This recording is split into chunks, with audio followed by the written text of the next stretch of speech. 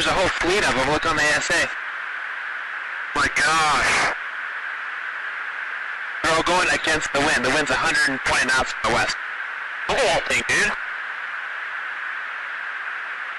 What they started seeing originally was these things, and one of them almost hit, the airplane almost hit one of these things, but it looks like a cube inside of a clear beach ball. So they don't know if it's actually like a surrounding or you don't know if it's a force field. And you see kind of in the gimbal video, it's got like an aura around it where ours didn't. I always laugh. I go, ours was a Tic Tac. These are not. That means there's different stuff out there that we don't know. But they had 2 airplanes flying, and we fly when we go out to train. We have a distance. We'll just say we're a mile apart. As we're flying out, so they're flying out, and the airplanes are deployed. We call it combat spread, and one of the airplanes almost hits one of these, goes close down like 50 feet down the side, and almost hits one of these floating cubes inside of the beach ball.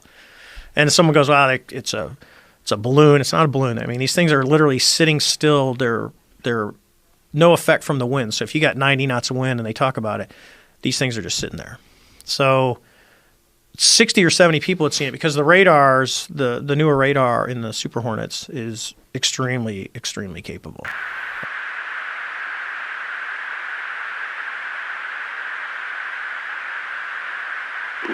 Nickel 6-1 Tango Roger, oh, got it!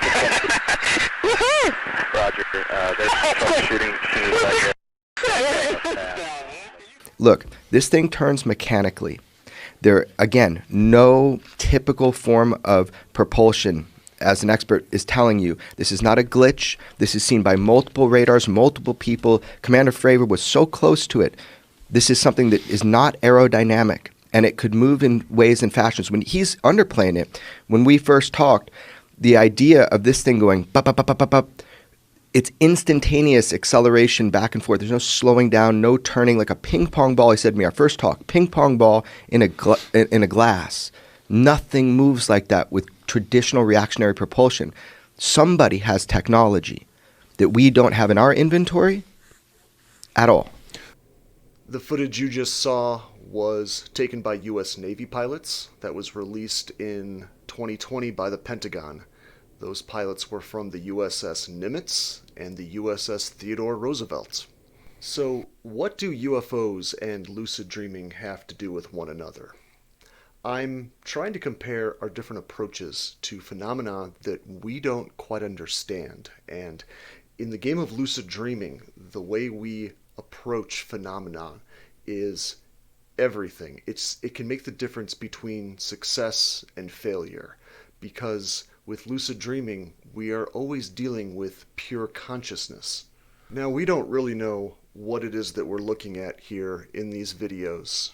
We do know that the pilots and the radar personnel who've observed this phenomena firsthand, they tell us that these craft, if they are craft at all, that is also another assumption, but they appear to be moving in ways that break our current understanding of physics.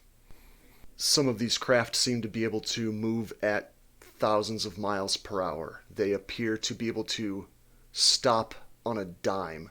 They can immediately turn and change directions. They can even seem to dive underwater without slowing down for even a moment, and they don't even appear to give off any kind of a heat signature. But given that, I would still hope that most science-minded people, when they see these videos, they don't immediately say, well, we're looking at phenomena on camera that appears to be breaking the laws of physics, so I'm just going to throw all science completely out the window. This must mean that we're looking at something supernatural. These must be spirits or angels or something like that. I've mentioned on a couple of the radio and podcast shows that I've done in the past that I myself have seen a couple of these similar type of craft in my life. And I certainly don't come at this from the perspective that I'm seeing something supernatural either. I feel that I'm looking at something that is able to manipulate matter and energy in ways that we don't fully understand yet. It's as simple as that. I don't feel that we're breaking the laws of physics. I think that we're looking at something that is using properties of physics that we don't quite comprehend at this point in time. And yet, we see this approach with topics like lucid dreaming or astral projection, the same type of attitude that, well, I don't really understand fully what's going on. Science doesn't currently seem to have a grip on this, so I'm going to wrap this experience that I've had in some sort of supernatural story. And we're going to talk today about why that in and of itself might be a barrier for you to experiencing some of this phenomena firsthand. What you are watching is an experiment in progress. An experiment in describing a truth about a very real, hidden potential that I've learned every human possesses. I'm not an actor or an internet personality. I'm a writer and an artist who is far more comfortable behind a laptop or a canvas than a camera and a microphone.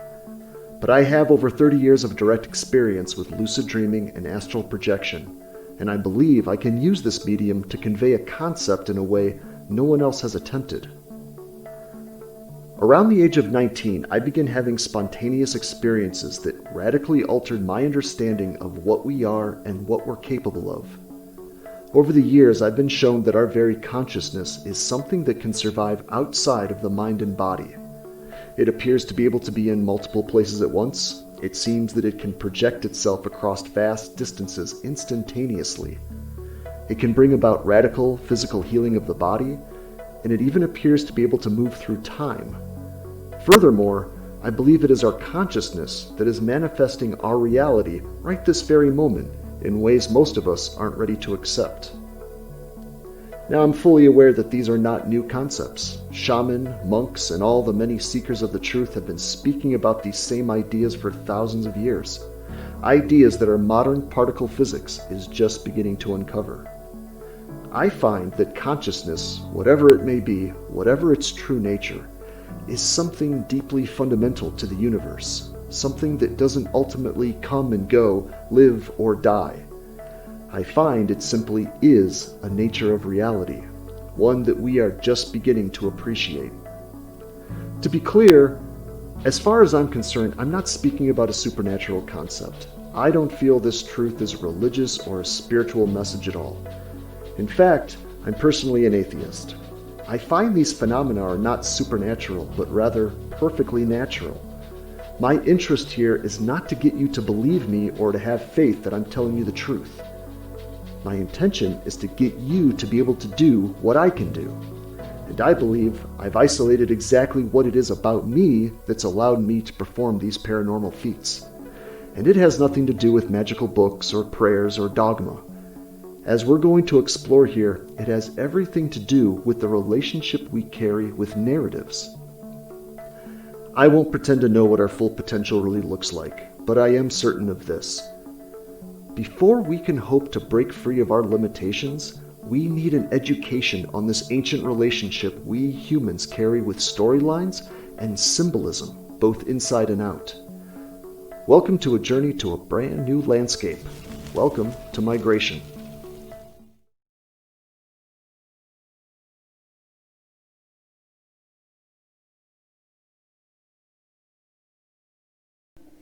Today, we're going to be taking a closer look at narrative, the nature of it, the nature of storyline, and exactly what it is we're talking about when I say that we are drawn, we actually crave narratives and storylines wherever we can find them, and we keep them running also in our head.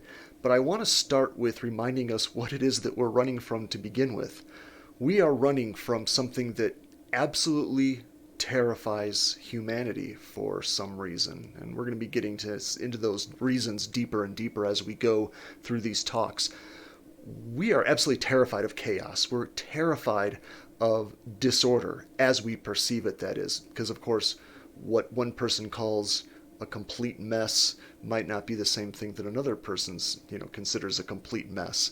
But outside of context, outside of our orderly world that we keep in check with all of these narratives that we keep running in the background of our minds, there is what we call or what we consider pure chaos. And It's the notion that, or it's a world, I should say, that seems completely nonlinear, that seems like anything could happen at any given time, where there are no rules, everything, all laws are thrown up into the air. And of course, that's funny to me a little bit because that's kind of the way our universe works. We're still very much striving to to understand our universe. We're always desperate to make more sense out of it.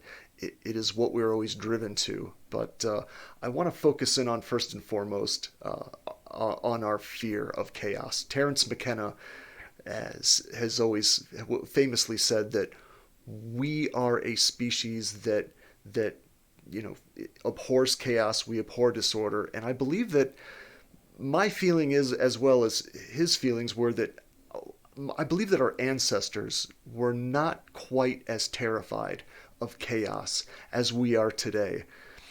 And I want you to think about how we use narratives to escape disorder, to escape this notion of chaos when your life is more overwhelming, when your life feels more out of order, when the world seems insane or chaotic. That is often when you run more feverishly to your books, to your phone, to your screens. You are looking for something that is going to put everything back in order again, even if it's just a fictional narrative. It doesn't matter. It is something that we can bring our focus and attention on, that seems orderly, that there is a nice pattern to, outside of the rest of the world that can often seem very, very disordered. And I believe that chaos is something that we have to make more of a peace with. If we want to get deeper and deeper into these practices, if we really want to explore the conscious realms that I've been referring to here through lucid dreaming, through astral projection, we have to make friends with chaos. So as I said, what you're watching is an experiment. It's an experiment to describe a gateway to human potential in the most direct manner that I can think of, in a manner that is free from spiritual lingo or dogma of any kind. Since I began lucid dreaming many, many years ago, I started wondering just how far I could take these lessons that I was learning about our conscious relationship to reality. So eventually, through my own experiences, I had to face the fact that this lucid dreaming and astral projection was not strictly taking place just inside my subconscious or my imagination. And when that happened, I didn't really know what to make of that. I was not raised in any kind of in a religious setting. My parents were not really particularly spiritual. They're both seekers of the truth in their own way, but they were never the type of people to tell me what to think about religious or philosophical topics. So I did not know what to make of any of this. I myself did not feel like a spiritual person, so I was left at first wondering, well, why me? Why is this happening to me? So yeah, especially when these experiences moved into what we call astral projection, I desperately wanted an answer. And that meant that I really wanted a narrative to be wrapped around my experiences. I wanted there to be some nice storyline that contained everything that was happening to me. And, at first I thought, well, maybe this was a religious phenomenon. Maybe this was a spiritual phenomenon. And now, of course, I look at that as one of the bigger mistakes that I made. So in my first video, we covered the most important base topic behind all of this phenomenon. If you've not watched that video, I would really recommend that you go back and you watch that first, because now we're going to dive down a little bit deeper. We talked about our attachment to narrative, how our attachment to a storyline can literally pull us out of the present moment, and it can make us believe that we are less powerful than we are. So what I want to draw your attention to first and foremost is that humans have been mesmerized by storytelling since language was invented, and that continues to this day. Everything that you are pulled to on your many screens, whether it's on your television, your computer, your cell phone, or even stories that you can find in a book.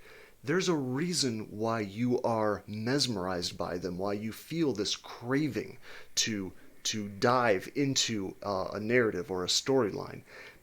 And before we really understand that, we first have to understand what exactly is a story. It's so important to understand exactly what a story is to the human mind. So to begin with, I want us to think about the concept of a story in terms of it being a pattern, like any other kind of pattern you would find in nature. But in this case, it's a pattern of information. Joseph Campbell, some 75 years ago, gave us a book called The Hero with a Thousand Faces, and in it he described the monomyth, or the hero's journey. And that is the most basic structure that a story follows. And it starts with a hero of some kind who leaves his or her home to go embark on some adventure. They come across some kind of struggle, some kind of drama. They investigate some kind of crisis where they have to battle the odds. They are tested in some serious manner, and they emerge from this battle victorious. And in the end, they return home a changed person for all of their experiences. And if you think about it, that same structure holds true for really any story you've ever come across in your life, whether it's been an adventure or a comedy, science fiction, whether you found it in a book or a movie or something on a screen and on any level. It's always followed the same basic pattern of information. So right now, you are actually holding hundreds, thousands of different stories and narratives in your memory right now. Some of them are real, some of them are not real, some of them are based in reality, some of them are pure fiction, but you are holding all kinds of different narratives and stories inside your mind at any given moment. And these stories have all worked together to put your world into a perspective in ways that we're still just beginning to appreciate. So it does not matter if we're talking about full-blown heroes' journeys, or we're talking about just small bits of narratives and information, like our universe began with the Big Bang, or electrons orbit the nucleus of an atom. All of them do the same thing for us, whether or not they are real or unreal, whether they're based in fact or they're just, it's pure fiction for us. In some cases, we don't even know. All of them do a very specific job, and that is our narratives take our chaotic world and it streamlines it for us into something manageable. It turns chaos into order. And this editing, this streamlining, this taking a chaotic amount of information and breaking it down into something orderly that we can process, it is something that we absolutely crave, because it is what our minds do. It is what the human brain does incredibly well. The human brain's first and foremost job is to do just that, to take in massive amounts of information, edit out only the relevant details, and boil it down just to the essentials. And again, it edits and it streamlines a massive amounts of information for us. A story or a narrative, whether it's true or untrue, whether it's based on someone's life, whether we're talking about some concept in science or history, or we're talking about something that's happened in the past, or fantastical stories, all of it aim to do the same thing. It's a reflection of what our brains already do. It is a edited down, streamlined version of reality. That's what a story is, essentially, for us. And we crave this. The brain craves this. It's what it is built for. You know, the human brain is absolutely the most complex structure in the known universe. We still don't understand how it does what it does. It's a miracle in some respects. I do not mean that literally. But that's what we crave. That's why we're staring at our phones all the time. It's why we are drawn to what's going on our televisions. It's not just the stimuli that we have been bred to respond to, which we're going to talk to. We're going to talk about that concept as well. But it's also these little narratives, these little storylines, these compact little bits and pieces from our world, broken down and streamlined and edited for us. We love it. We crave this. We are searching for this all the time as a human species. One of the mistakes that we humans make throughout our lives is that we like to imagine that we perceive our reality at face value, that there is no intermediary between reality and our perception, right?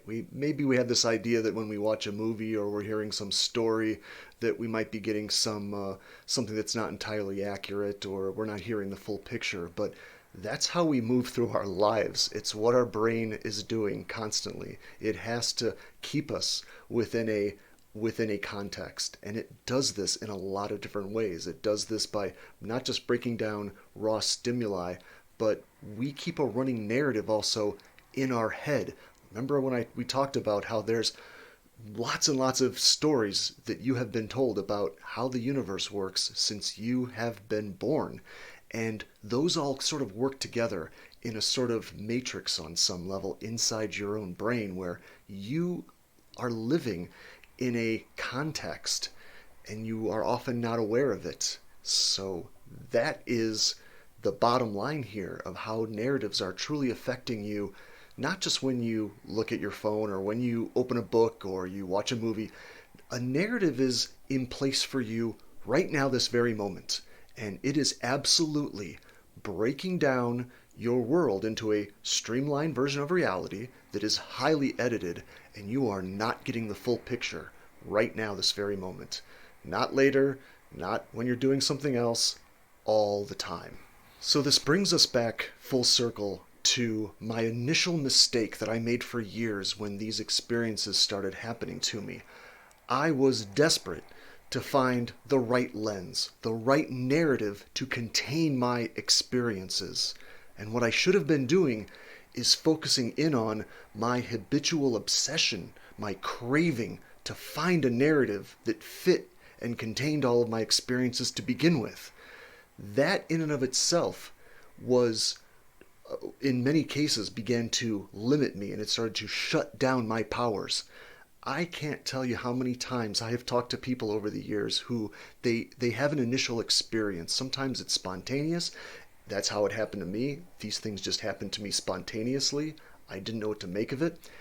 But so many times people tell me, I've had this little thing. I didn't know. I've never heard about these practices. I was totally unaware of what lucid dreaming was, or that there really was a connection to astral projection. And now, then they immediately craved some story to contain all of it. They wanted to throw it inside of some little, very orderly box. And what they often find is that their experiences sometimes get shut down very quickly after that. They find that somehow they can't get back into those same states of consciousness that they could before. So what I'm suggesting is that when you are able to transcend your context that your narratives hold you in, you can literally, not metaphorically, you can literally transcend the physical body and beyond. So there is a quality here to our consciousness and how it responds to these narratives that we're holding.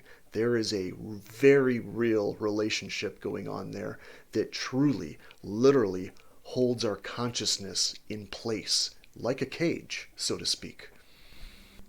So I want to say something to anyone who believes that they have to come at these practices from some sort of spiritual angle. They have to come at these practices from some kind of perhaps a religious angle. Anyone who is telling you that you have to do this particular thing with your energy, with your chakras, you have to have this particular diet, you have to do this specific kind of meditation. Any of these things, I've heard people tell me that they believe that they can astrally project because they're vegans, or because they eat more kale, or because they found some particular herb that they take at night.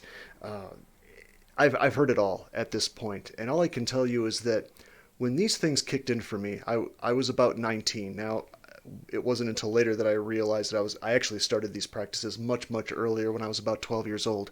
But when these really kicked in for me very strongly, I was experiencing these realms nearly every night, sometimes for hours on end.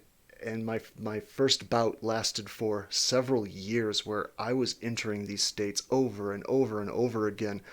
I was totally unfamiliar with any sort of spiritual practice. I had no dogma in me whatsoever. I was not attached to any kind of ideology or religious outlook. I had no idea what was going on, and it turned out that was actually my benefit, that I was a blank slate. I had no idea what was happening. I had never heard of these things before.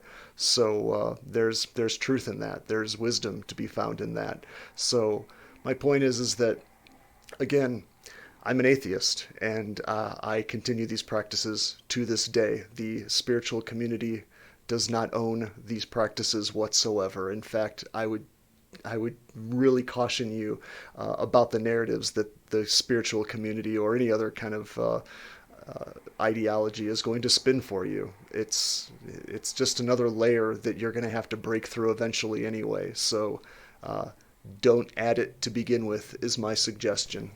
Okay, so I know that I've been throwing a lot of philosophy and ideology at you, and that's okay. We needed to start with this. We needed to start with this baseline of understanding of where we're coming from before we move into the more practical application of what I'm talking about. Because I know I've gotten a lot of messages already of people saying, all right, so what do I do then? If you're telling me there is no technique, you're telling me that I'm just supposed to drop all of, my context and my storylines. Well, then how do I approach this practice then? How do I get into this? And so now we had to start with this base philosophy. And now in my next video, I promise we're going to now get into the more practical side, the more practical applications of everything that I'm talking about. How we can take these ideas and actually put them to real work for ourselves. So stick around.